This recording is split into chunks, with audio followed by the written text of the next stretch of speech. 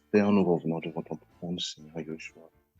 Toi qui es le Dieu d'Abraham, le Dieu d'Isaac, le Dieu qui nous a appelés aujourd'hui, Seigneur. Nous voulons te remercier, Seigneur, pour tout ce que tu fais. Et nous voulons te obéir, Seigneur, à ta loi. Obéir à ta volonté, Seigneur. Et faire ce que ta parole dit, Seigneur Yeshua. Je prie, Seigneur, afin que tu touches les cœurs de chacun. Je ne dis pas un, mais chacun dans ce groupe, Seigneur Yeshua. Que tu puisses les garder fermes, Papa. Et que tu les aides, Yeshua, à avancer et à chercher ta face. Et à chercher à chercher à toucher ton cœur, Seigneur Yeshua. À toucher ton cœur. Car tu es le Dieu Tout-Puissant. Seigneur, garde-les et préserve-les, Seigneur, au nom de Yeshua. Amen. Le thème, c'est chercher et tu trouveras. Matthieu 7, verset 7. Demandez et l'on vous donnera, cherchez et vous trouvera, frappez et l'on vous ouvrira. Matthieu 11, verset 28. Venez à moi, vous tous qui êtes fatigués et chargés, et je vous donnerai du repos. Prenez mon joug sur vous et apprenez de moi, car je suis doux et humble de cœur. Et vous trouverez le repos pour vos âmes, car mon joug est doux et mon fardeau est léger. Vous allez comprendre plus tard pourquoi en fait j'ai dit tous ces passages. On va prendre Marc 5, versets 22 à 34. Et voici qu'un des chefs de la synagogue du nom de Yaïr arriva le voyage, tombe à ses pieds, et il le supplia beaucoup en disant, ma petite fille est à l'extrémité, viens et impose-lui les mains pour qu'elle soit sauvée et elle vivra. Et il s'en alla avec lui, et une grande foule le suivit, et on le pressa. Or, il y avait une femme qui avait une perte de sang, 12 ans, et elle avait beaucoup souffert du fait de nombreux médecins, et elle avait gaspillé tout ce qu'elle possédait, sans avoir éprouvé aucun soulagement, mais était allée plutôt à empirant. Ayant entendu parler de Yeshua, elle vint dans la foule par derrière et toucha son vêtement, car elle se disait, si seulement je touche ses vêtements, je serai sauvée. Et immédiatement, la source de son sang se déchécha. Elle sut dans son corps qu'elle était guérie de ce fléau. Et immédiatement, Yeshua ayant su en lui-même qu'une force était sortie de lui, et se retournant vers la foule, et il dit, qui a touché mes vêtements? Et ses disciples lui diront, tu vois que la foule te presse, et tu dis, qui m'a touché? Mais il regarda tout autour pour voir celle qui avait fait cela. Mais la femme, effrayée et tremblant, sachant ce qui s'était passé en elle, vint et se jeta à ses pieds. Et lui déclara toute la vérité, et il lui dit, ma fille, ta foi t'a sauvée, va en paix, et sois guérie de tout fléau. Amen. Ce que je voulais parler par là, si vous regardez bien, il y a une femme. Elle s'est dit que si je touche la robe, si je touche seulement la robe, je serai guérie. Cette femme, non seulement elle avait la foi, non seulement elle a cru, elle a touché la robe du Seigneur. Vous, bien-aimés, des fois quand vous venez devant le Seigneur, beaucoup de gens, quand ils viennent devant le Seigneur, il se limite, il se limite par rapport à des gens autour de lui, en fait. Beaucoup de gens, par exemple, quand quelqu'un va venir lui dire, mais Dieu, il est comme ça, Dieu, il est comme ça, donc, et lui, il se laisse tomber, il dit, voilà, laisse tomber, ça sert à rien. Moi, mes grands-parents, ils n'étaient pas chercher Dieu, ils vivaient leur vie normale, euh, et puis voilà, moi, je laisse tomber. Parce que, pourquoi? La foule, la foule signifie quoi? La foule signifie le gouvernement, les amis, les mauvaises compagnies, la famille, tout ce qui peut te empêcher de venir devant le Seigneur. Cette dame, je ne sais pas comment elle était, cette dame, elle était malade. On dit qu'elle était malade. Mais même en étant malade, elle a cherché à toucher, à passer dans tous ces gens pour toucher le corps du Seigneur, pour toucher la robe du Seigneur. Malgré elle était malade. Ce qui montre aussi qu'il faut la persévérance pour toucher le cœur du Seigneur, pour toucher sa robe. Il faut la persévérance. Malgré elle était malade, elle n'a pas regardé sur la foule. Elle n'a pas regardé sur tous les dérangés. Elle savait que si elle touchait sa robe, elle sera guérie. Ce que je disais aussi dans la parole, il dit aussi que, or, il y avait une femme qui avait une paire de sang depuis 12 ans. Le sang signifie quoi? Le sang signifie que c'est la vie et l'âme. Ça fait 12 ans.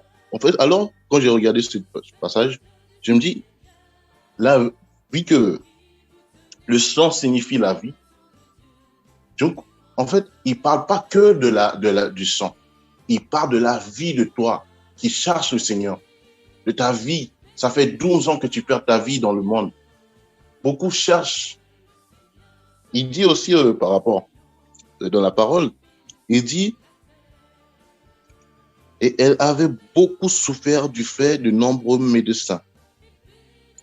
Cette personne, beaucoup de gens, ils cherchent Dieu, mais ils tombent sur des faux prophètes. Ils tombent sur des pasteurs, des faux pasteurs, qui disent, donnez ci, tu vas guérir, donnez ci, tu vas guérir. Et regarde cette dame, qu'est-ce qui lui est arrivé aussi. Elle a perdu tous ses biens. Et la Bible dit qu'il a perdu tous ses biens. On va lire ça. Il souffert du fait de nombreux médecins et elle avait gaspillé tout ce qu'elle possédait sans avoir éprouvé aucun soulagement. Beaucoup de gens, ils cherchent le Seigneur, mais ils ne trouvent pas, ils tombent sur des faux chrétiens. Des faux chrétiens qui ne sont pas là à chercher le Seigneur, mais qui sont là à nous faire tomber et nous faire retourner derrière, à nous faire perdre du temps avec eux, pour nous faire mourir avec eux. En fait, c'est des gens qui ont les pensées de Satan, tout court. Parce que Satan, qu'est-ce qu'il veut? Il veut que nous tous, on va en enfer avec lui. Donc ces gens, ils nous attendent en même temps que tu es là avec eux, tu perds ton temps. Et il n'y a pas que les pasteurs, il y a les médecins. Les médecins que tu crois des fois que c'est un homme, c'est une femme qui a fait son étude, qui a fait son truc, il te met des médicaments et il te tue, et il te tue aussi. Alors que c'est un envoyé. C'est peut-être que c'est un envoyé du diable, que cette personne y va. Il ne sait pas cette personne. Il y a aussi,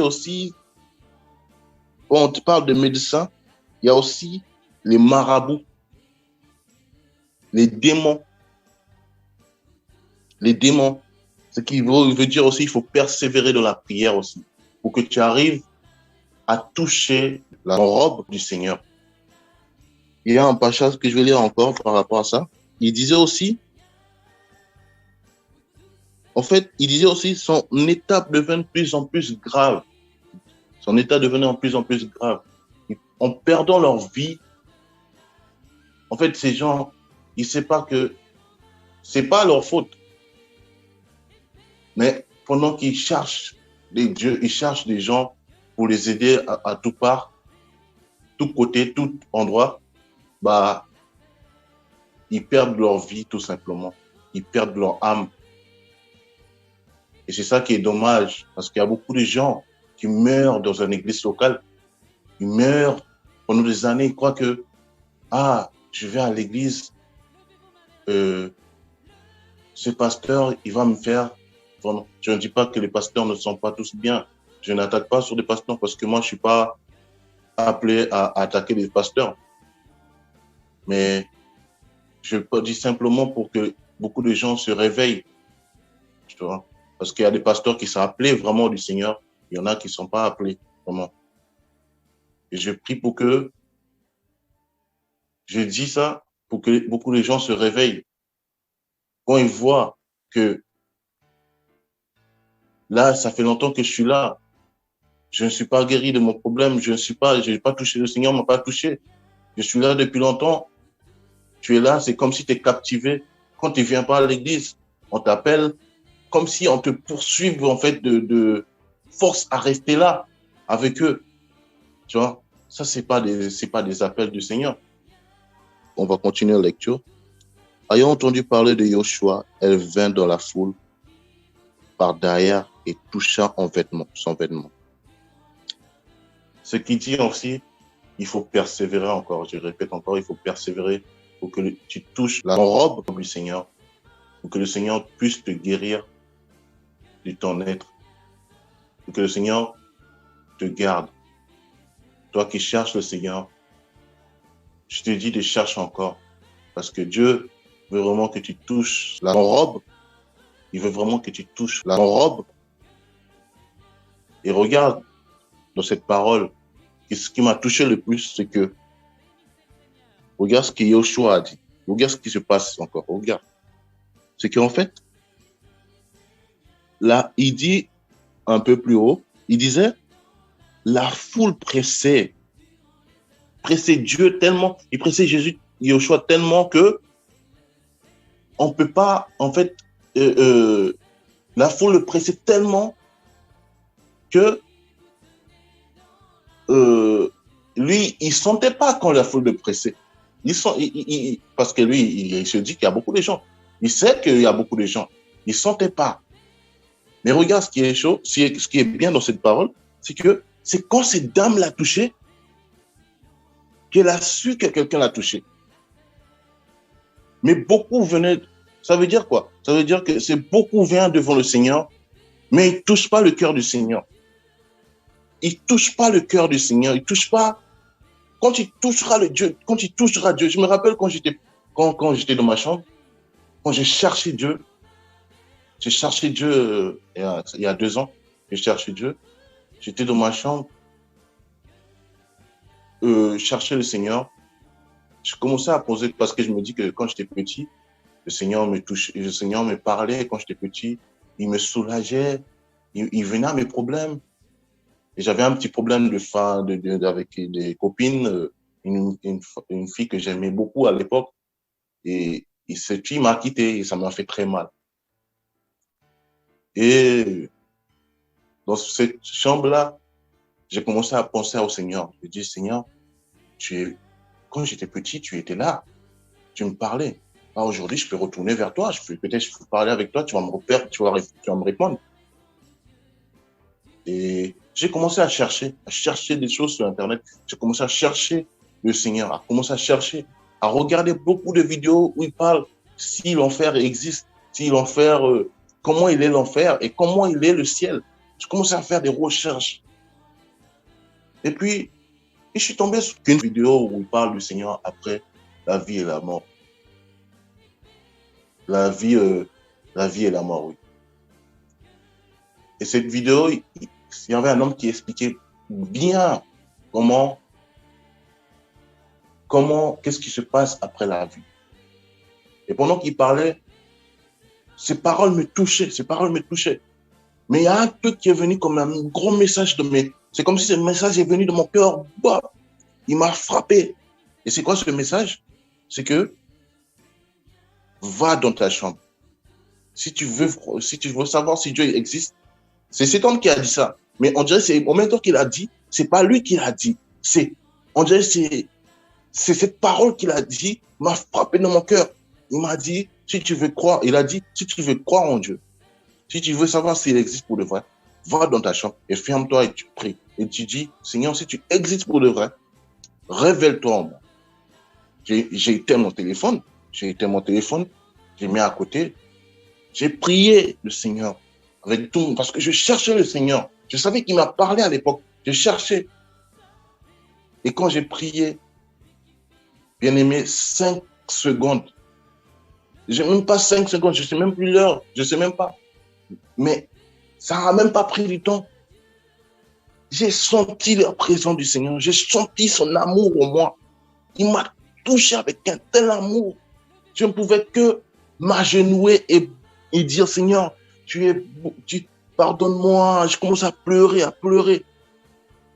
C'est parce que, je ne sais pas, mais peut-être que j'ai touché le cœur du Seigneur. Et quand tu touches le cœur du Seigneur, qu'est-ce que le Seigneur va faire? Il va dire quoi? Autour, qui m'a touché? Voilà. Et ses disciples lui dirent, il a demandé quoi? Yoshua ayant su en lui-même qu'une force s'était sortie de lui et se retournant vers la foule, il dit, qui a touché mes vêtements? C'est-à-dire quoi? Toi qui cherches le Seigneur, même si les gens, les amis, tes familles, même si tous les gens te retirent derrière, même si beaucoup de gens te disent, mais ça sert à rien, continue à persévérer, continue à persévérer. Et regarde cette dame, c'est elle, pendant qu'il était dans la foule, le Seigneur est venu le chercher. Et il regardait qui l'a touché. Donc le Seigneur l'a retiré de la foule. En fait, c'est comme si le Seigneur, pendant qu'il regardait, c'est comme si le Seigneur a touché en même temps et il l'a retiré de la foule. Il s'est retiré, il est tombé devant le Seigneur. Tu vois, c'est le Seigneur qui va te retirer de la foule. Il va te retirer de tous ces mondes. Il va te retirer de tous ses amis, toutes ces mauvaises compagnies pour que tu sois à genoux devant ton trône, devant lui. Qu'est-ce qu'il le dit? Ta foi t'a sauvé. Continuer à avoir la foi et prier le Seigneur. Le Seigneur a dit dans un verset, il a dit, cherchez-moi avec tous vos cœurs. Cherchez Dieu avec tout ton cœur et le Seigneur te touchera. Cherchez Dieu avec tout ton cœur, tout ton cœur. Comme il a dit, aimez-moi avec tous vos pensées, tous vos cœurs et aimez vos prochains comme toi-même. Donc, si tu aimes Dieu, cherchez Dieu, même s'il y a des doutes, continue à chercher, tu vas trouver Dieu. Et c'est même plus, il arrive un moment, c'est même plus toi qui vas chercher, c'est lui qui va venir te chercher. Continue à chercher Dieu, continue à persévérer dans la prière, continue à persévérer dans ce que tu cherches. Tant que tu n'as pas touché le Seigneur continue à chercher et le Seigneur te cherchera.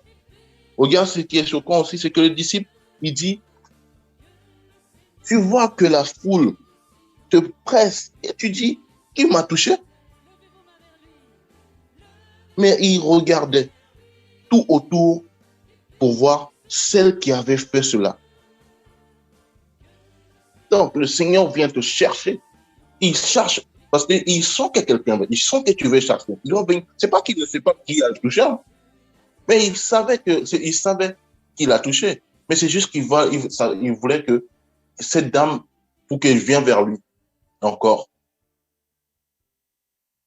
Quand le Seigneur tournera son visage vers la foule, présente-toi devant le Seigneur. Quand le Seigneur va tourner son visage vers toi, présente-toi avec toutes tes affections. Peut-être que le moment n'est pas encore arrivé. En fait, dans ces passages, il signifie la patience aussi. Être patient. Pendant que le Seigneur il fait son travail, toi, tu croyais dans ton cœur, tu crois que le Seigneur te touchera. Tu croyais dans ton cœur. Et maintenant, continue à chercher. Et quand le Seigneur te tournera son visage, tu verras que le Seigneur te touchera le cœur. Tu verras. Et ici, beaucoup de gens, ils s'arrêtent.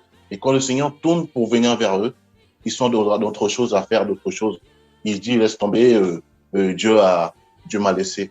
Mais peut-être c'est le moment que le Seigneur voulait te toucher ton cœur.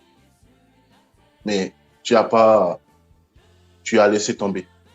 Je parle de quelqu'un, je pense que cette parole parle à quelqu'un. Touche, continue à chercher le Seigneur. Continue à persévérer. Continue à donner ton cœur dans le Seigneur. Et tu verras que le Seigneur te touchera le cœur.